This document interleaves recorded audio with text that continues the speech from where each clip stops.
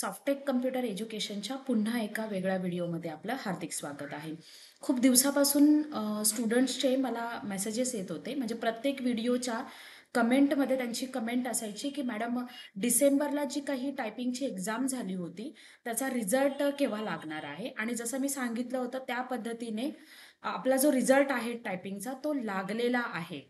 जर तुम्हाला माहिती नसेल तर या व्हिडिओच्या माध्यमातून ती माहिती मी तुमच्यापर्यंत पोहोचवण्याचा प्रयत्न करते. रिझल्ट लागल्यानंतर आता तो रिझल्ट पाहायचा कसा, ही एक महत्त्वाची गोष्ट आहे. तर तुम्हाला काय करायचं आहे, गुगल क्रोममध्ये जायचं आहे. गुगल क्रोममध्ये गेल्यानंतर तिथे GCC-TBC रिझल्ट असं लिहायचं आहे. आणि असं रिझल्ट असं लिहिल्यानंतर तुमच्यासमोर रिझल्टचा मेनू जो आहे GCC-TBCचा तो ओपन होईल. ओपन झाल्यानंतर त्याच्यामध्ये तुम्हाला इंग्लिश 30 आणि इंग्लिश 40, इंग्लिश 30मध्येच तुम्ही मराठी 30चं पाहू शकता आणि इंग्लिश 40मध्येच तुम्ही मराठी 40चं पण पाहू शकता. असे 2 टॅब्स असतात ते तिथे. आणि त्या टॅबवर क्लिक केल्यानंतर तुम्हाला सीट नंबर लिहायला येणार. तुमच्याकडे हॉल तिकीट असेल त्या हॉल तिकीटवरचा तुम्हाला सीट नंबर लिहायचे आणि सीट नंबर जसा तुम्ही मेन्शन करणार आणि सबमिट केल्यानंतर तुमच्यासमोर तुमचा रिझल्ट जो आहे तो तुम्हाला शो होईल.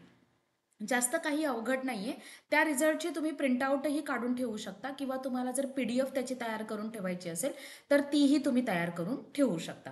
बिलकुल कठीण नाही आहे रिझल्ट पाहणं. मी जो सांगितलेला आहे ती पद्धत तुम्ही फॉलो करा. जर तुम्हाला हवं जर असेल तर मी आपल्या व्हिडिओच्या डिस्क्रिप्शनमध्ये त्याची जी काही लिंक आहे ती सुद्धा मी तिथे तुम्हाला ठेवून देते. म्हणजे त्या लिंकवर क्लिक केल्यानंतर डायरेक्ट तुम्ही रिझल्ट या सेक्शनमध्ये जाणार. ओके, रिझल्ट पाहून घ्या आणि मला खात्री आहे सगळे विद्यार्थी पास झाले असतील. आणि री एक्झाम कधी वगैरे असेल याबद्दल पण मी आपल्या चॅनलवर सांगेल. फक्त तुम्हाला लाईक आणि सबस्क्राईब करून ठेवायचे, म्हणजे याच्या पुढचे जे काही येणारे व्हिडिओज आहेत ते तुमच्यापर्यंत पोहोचतील. धन्यवाद.